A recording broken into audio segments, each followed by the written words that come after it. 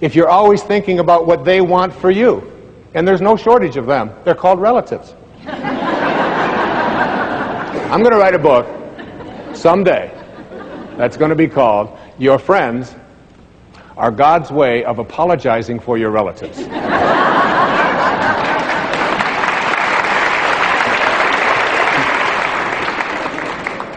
Why? Because, by the way, I gave this same talk to your relatives and they applauded even louder. Okay? Because a friend is someone before whom you can think aloud. A friend is not someone who makes demands on you and tells you what you should be doing or what you shouldn't be doing. There are very often, because we believe that we're related to people, we have talk, and then what happens with us is that we start talking to other people about what they want for us. And we despise what they want for us. We get angry at them for even wanting that for us, and then we get surprised when what they want for us keeps showing up. See, self-actualizing people, Abraham Maslow once said, the difference between self-actualizing people, the highest functioning people, and everybody else is that self-actualizing people must be what they can be. Self-actualizing people must be what they can be. What can you be? What can you be? And I'd like to suggest to you that if you look, I'm going to take a pair of magical binoculars now. And I'm going to take these binoculars, and I'm just going to assume that I am now looking through these magical binoculars at my source, where I came from. The question I asked at the very beginning, where did I come from?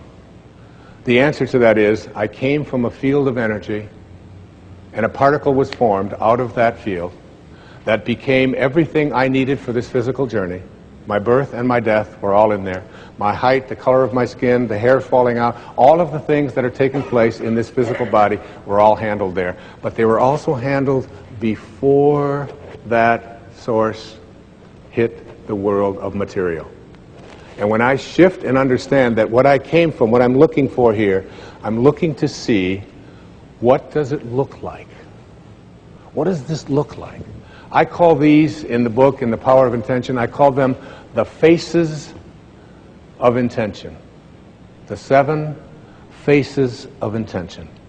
And any time in your life when you are not in harmony with these 7 faces, you are stopping the miraculousness, the miracle, the mystical mystery that you are, that not only decided the shape of your eye before it became a particle, but decided the shape of your life as well. You came here from a field of energy that has no limits. The first of these 7 faces is called the face of creativity, or creation. And I suggest to you that there's an intention, and intention is one of the chapters here. It is my intention to live my life on purpose. Here is the source. So beautiful. This is where I emanated from. And this source is always creating.